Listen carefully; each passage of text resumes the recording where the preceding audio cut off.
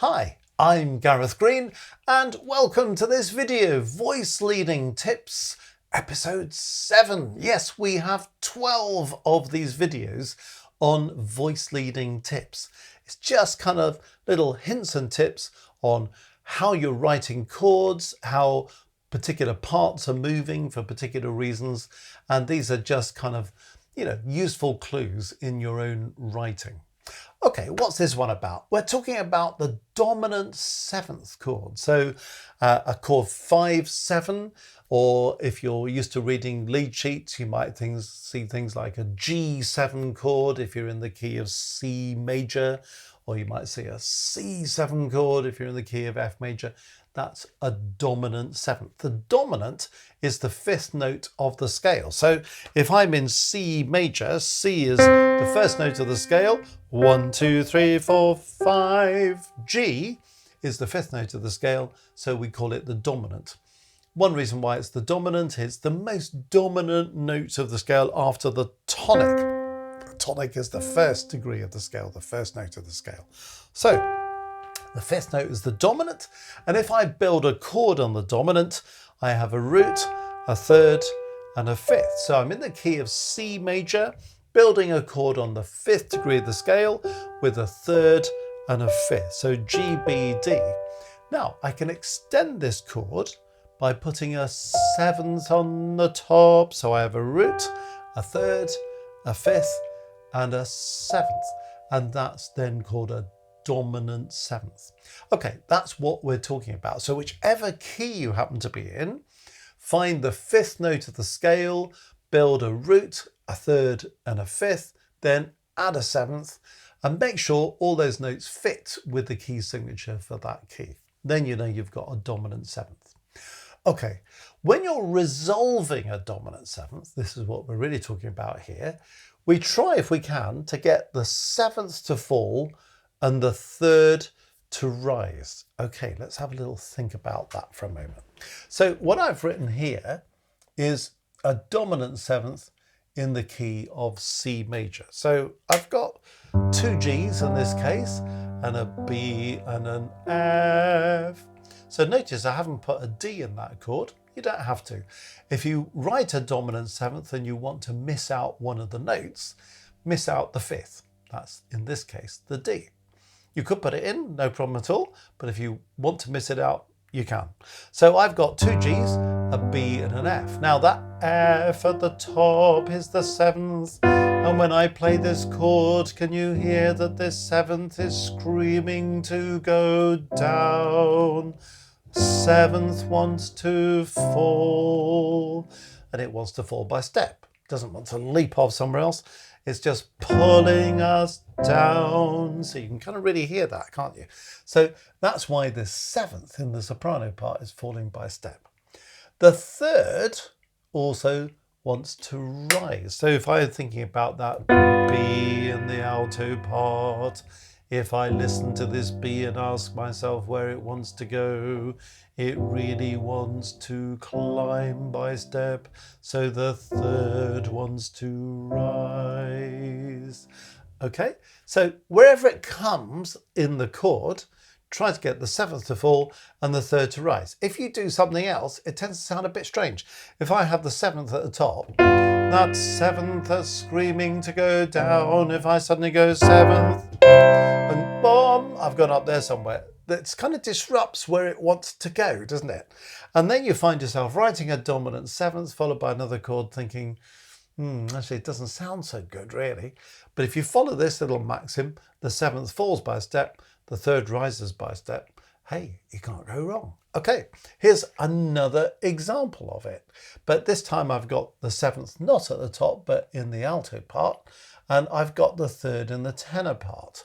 But the 7th falls by a step. Let's just hear that. Falling by step. But you might be looking at the 3rd and say, well, hang on a minute. You've just told us the 3rd should rise by step. I did. That's absolutely the normal situation. However, there is one exception. There's always something to catch you out. Now, look at the second part of what I wrote up here.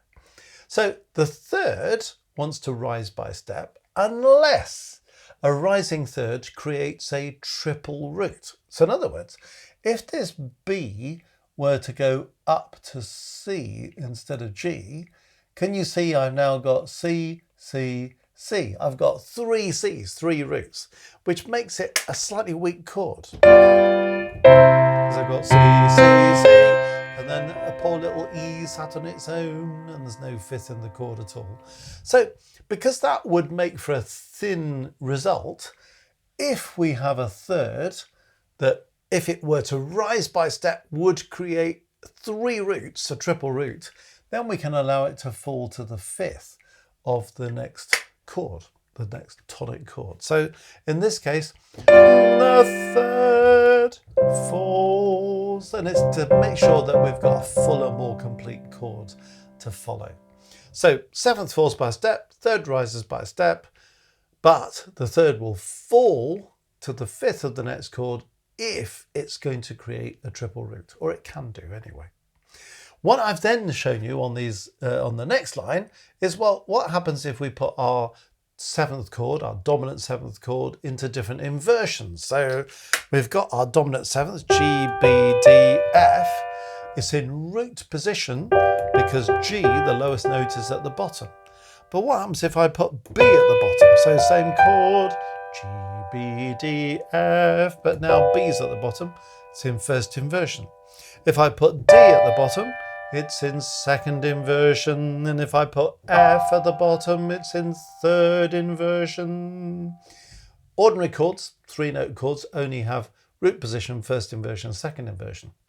Seventh chords, because you've got an extra note, you also have a third inversion. So how does it work? Well, here we are in first inversion. Now, one thing you notice about a first inversion is because you've got the third in the bass will have to rise. So I've got the bass going B to C. The seventh is falling in the soprano, F, E. In my second inversion example, I've got D in the bass, that's the fifth of the chord, so that doesn't have to go anywhere in particular, but I've still got a seventh in the alto and a third in the soprano, so you see what they're doing. And another thing that's very satisfying about this is that the third and the seventh therefore move in opposite directions, so that's sort of quite useful as well. And then my third inversion example, well, now the seventh is in the bass. So the seventh will have to fall. The third's in the tenor, that's going to have to rise. Okay?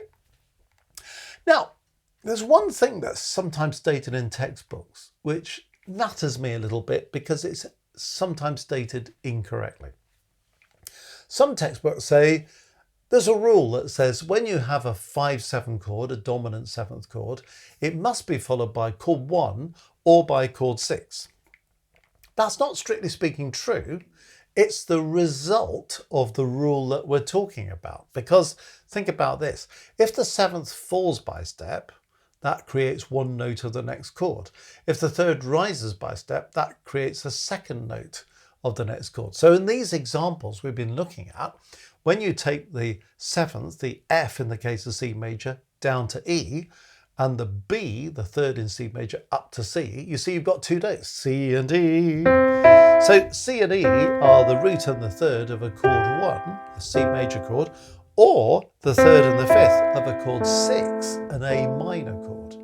So the rule shouldn't be you must follow a 5-7 by a 1 or a 6. The rule should be resolve the seventh downwards by a step, resolve the third upwards by a step, and that will mean that you will end up with the next chord either being 1 or 6.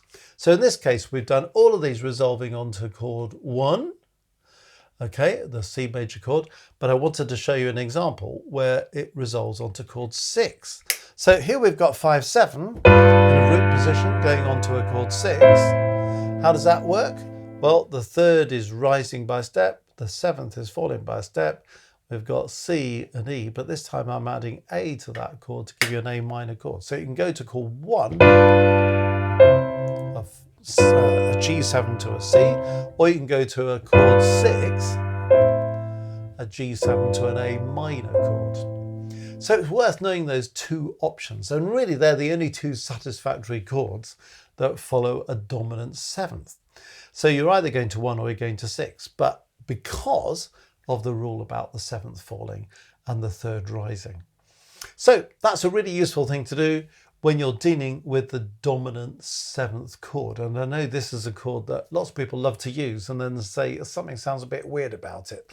It's usually about this very issue. So I hope that helps to mop up what we're doing with dominant seventh chords and how to resolve them, how to move on to the next chord, and what the various issues are when you change inversions, how the third might fall to the fifth to avoid a triple root, and how you might end up following it with a chord 1 or with a chord 6. Well, if you've enjoyed this video, let me invite you to the Music Matters website. It's a fantastic Aladdin's cave of all sorts of things to help you. www.mmcourses.co.uk. Lots of things on that site for you to investigate. One of the things we've got is a course called Composing 12-Tone Music. Now, you might be kind of watching this video saying, well, yes, all very well, but I don't want to write this music in keys. I don't want to write tonal music. I want to be more experimental. I want to be working with dissonance in some way. Lots of people want to do that, but find it difficult to get into. How do I write something that's not in a major or a minor key, that's a bit more dissonant? And you may or may not like 12-tone music as a particular method for going about writing atonal music. But whether you like the method or not, it's a great way of getting into writing in an atonal style and maybe freeing yourself a little bit from the straitjacket of writing in a key. So this is a course that may well appeal to you if you're wanting to extend your boundaries, think outside the box. Also, if you're perhaps a student wanting to understand exactly how this 12-tone technique works. It's all explained step by step with lots of opportunity for you to engage in actually trying to do that. So that's Composing 12-Tone Music. If that's not your thing, loads of other things will be your thing on that site. www.mmcourses.co.uk.